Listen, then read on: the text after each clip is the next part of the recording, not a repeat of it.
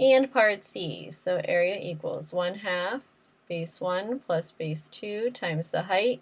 I'd recommend write these formulas out all the time. On a test, I will want to see them written out and then the values substituted in. But it also helps you, the more you write them out, the more familiar you are and the more they kind of become just memorization formulas. So you don't have to always go and look back and see what they are. But all right, area 1/2 base 1. Now this one's on its side. It doesn't matter which you call base 1, base 2. Just recognize they're different. So we'll say that's 10. Base 2 is 17. It's because of the commutative property. We can add in any order.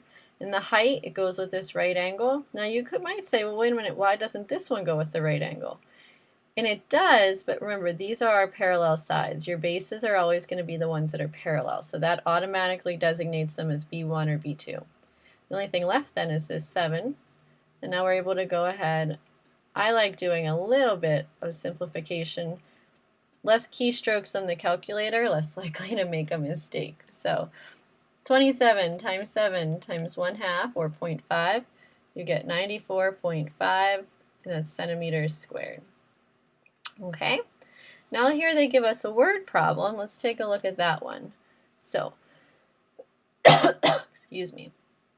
The height of a trapezoid is 6 meters. One of its bases is 8 meters. The area of the trapezoid is 54 square meters. Find the other base.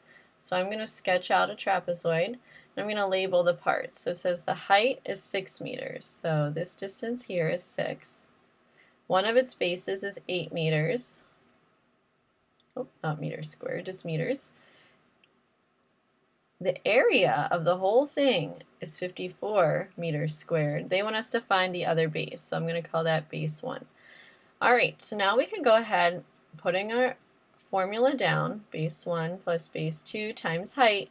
I'm going to substitute in everything I know. I know that the area is 54. The 1/2 stays constant. Base 1 we don't know, so that's B1. Base 2 I do know is 8. And my height is 6. Okay, now I can't add these inside here, and I can't really do much else. So what I'm going to do first, and there's a couple of different methods you could do, I'm going to multiply, because it's really 1/2 times this whole term times 6. All these three are being multiplied together. I'm going to multiply 1/2 times 6 off the bat and get 3.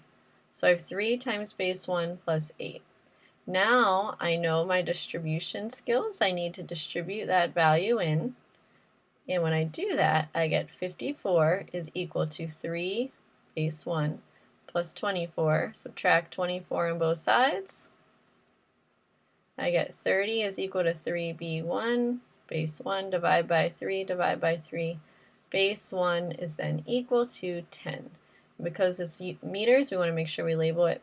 I obviously have them flipped then, so whenever if they asked me to redraw it, or draw a final product, I would label this 6 meters, 8 meters, 10 meters, and I found the other base. Okay? Alright, we have just a tiny bit more to do. Let's try 2 more practice problems. Example 2, you try one base of a trapezoid is 9 feet and the height is 4 feet. The area of the trapezoid is 28 square feet. Find the other base. Alright, so here we go again. Oh, that's a bad trapezoid. It's not much better, but one base of a trapezoid is 9 feet. The height is 4 feet. And the area is 28 square feet, or feet squared. You can also write that as 28 SQ feet, or write out the words square and feet, but I like abbreviating. It takes a little less time. So let's go ahead. Area equals 1/2 times base 1 plus base 2 times the height. 1/2 stays where it is. Base 1 we know we can call that 9 feet. Actually, just to stay consistent, I'll label this base 1. Base 1 we don't know. Base 2 I do know is 9 feet. My height is 4 feet. And the area of this whole thing is 28. Okay, so just like we did before, we want to simplify. All this is equation practice. So once you have it to this step, this is just like we did way back in chapter 3. Again, I'm going to simplify by multiplying 1/2 times 4 right off the bat. So I get 2 times base 1 plus 9. Distribute that 2 in. So I get 2 base 1 plus 18 is equal to 28. Subtract 18 on both sides. I get 10 equal to 2 base 1 divided by 2, running down out of room. Base 1 is equal to 5 feet. And in this picture, I drew it, it would end up working. 5 feet, and we're good to go. All right, one last one. Example 3, you're building an L-shaped desk for your room. The dimensions of the desktop are shown. Find the area of the desktop. All right, well, I'm going to label this 2 different things because just if we look at the whole L-shaped desk as a whole, there's too much going on here. We don't know how to find the area of a figure that's that shaped. But we do know we could break it into a trapezoid and then another trapezoid, as this little dotted line is showing us. And we can find the area of 2 separate trapezoids. So first we're going to find the area of trapezoid A, then we're going to find the area of trapezoid B, and then in the end we'll just add them together. Alright, so this is my first trapezoid, and I'm looking here and I see the 2 parallel sides automatically make those the bases. So area equals 1/2 base 1 plus base 2 times the height. Base 1 is 5, base 2 is 8. Again, that order doesn't matter. My height is 3. So I can even do some of this in my head. 1/2, 13 times 3.